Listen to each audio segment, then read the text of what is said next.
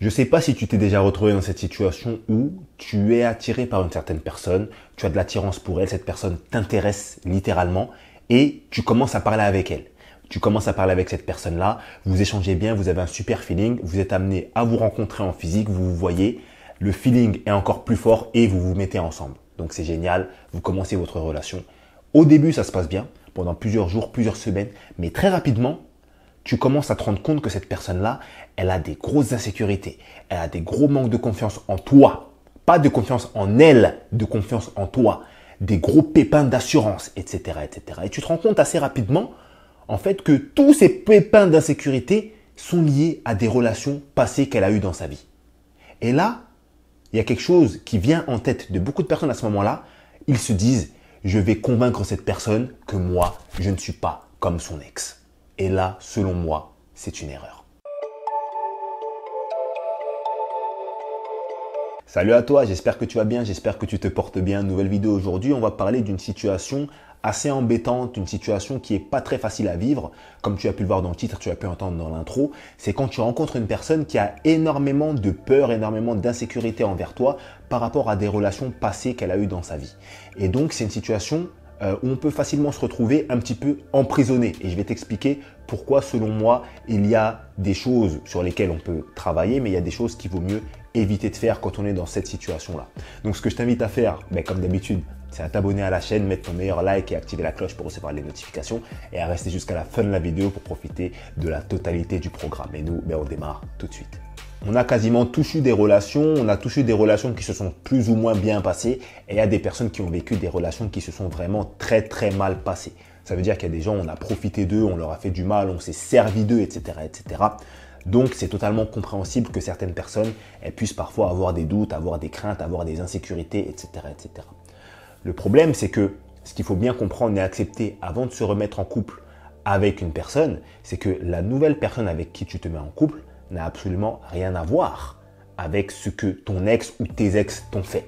Si ton ex ou tes ex se sont servis de toi, bien forcément, la personne qui vient après n'a pas à subir en fait, à être réceptacle de la frustration, des insécurités, du manque de confiance, etc. que tes ex t'ont fait subir.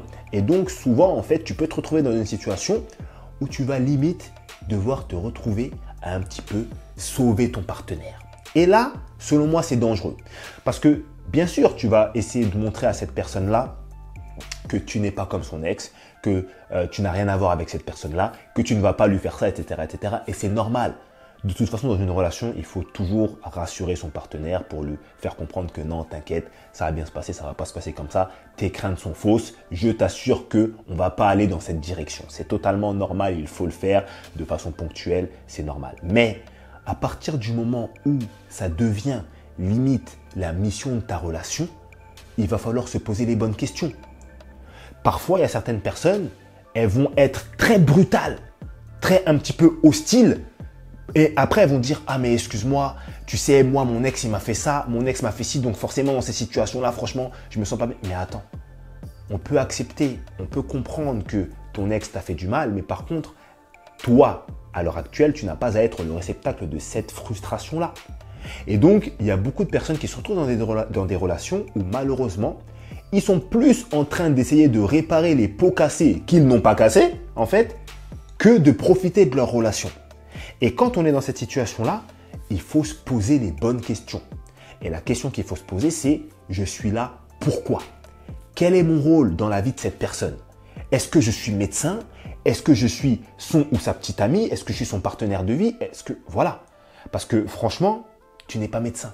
Ça veut dire que tu ne peux pas arriver dans la vie d'une personne et te dire « Ok, c'est mon rôle de soigner tous ces maux. » Non, ce n'est pas ton rôle. Tu t'es pas mis avec cette personne pour ça. Tu t'es mis avec cette personne parce que tu as trouvé en elle des qualités qui t'attiraient. Tu as trouvé que cette personne-là n'avait pas les défauts qui te repoussent. Tu as trouvé que cette personne-là t'attirait physiquement.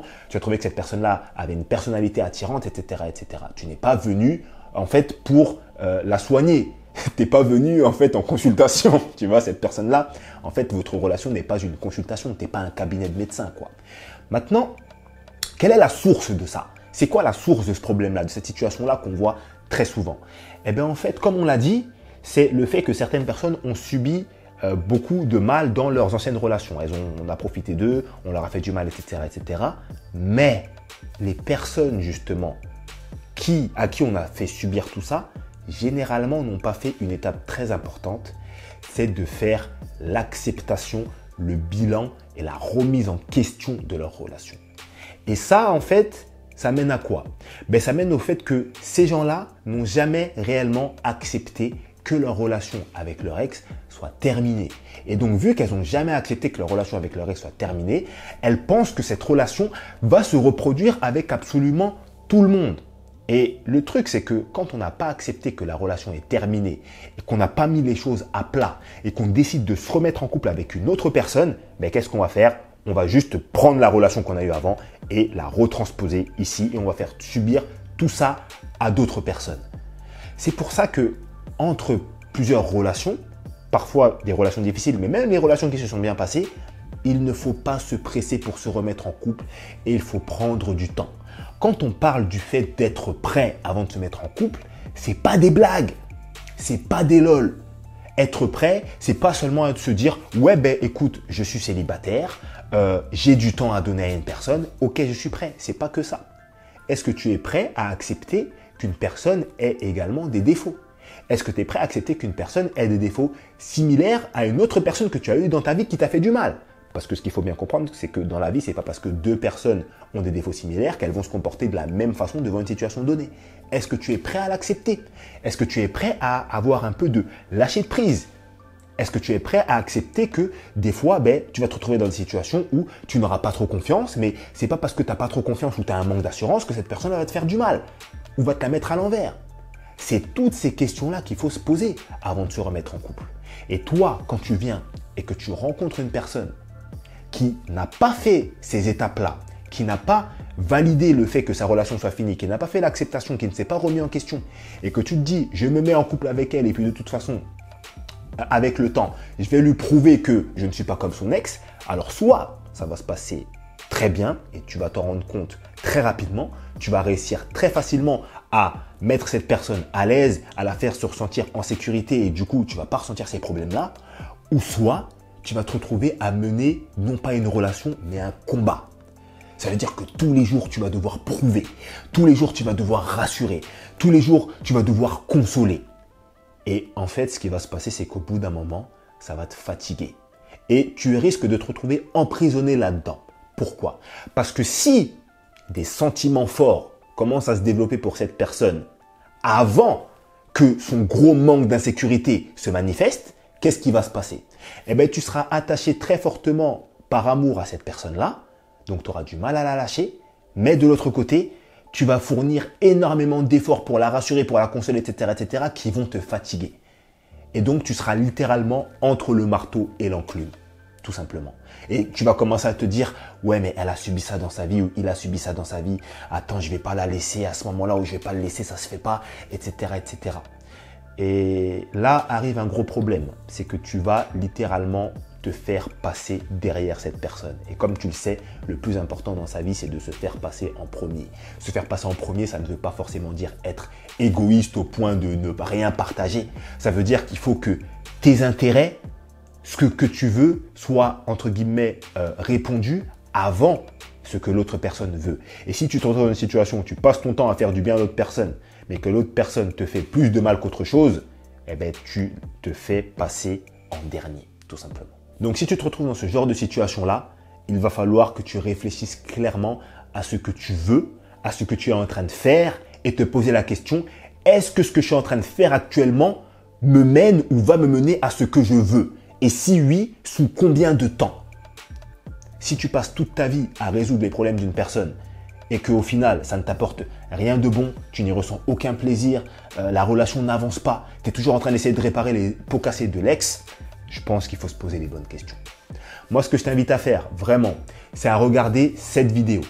Parce que dans cette vidéo, on parle justement de la rupture amoureuse, des étapes qu'il faut traverser, des choses qu'il faut passer avant de se remettre en couple avec une autre personne.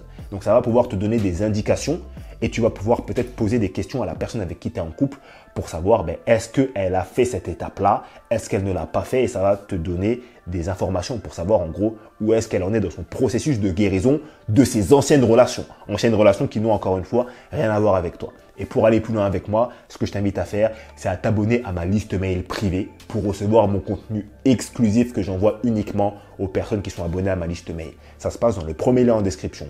Mets-moi ton avis en commentaire de cette vidéo et moi je te dis à la prochaine. Salut à toi et bon courage si tu te retrouves dans cette situation. Tu peux tout faire pour que ça s'arrange. T'inquiète pas, agis et ça s'arrangera.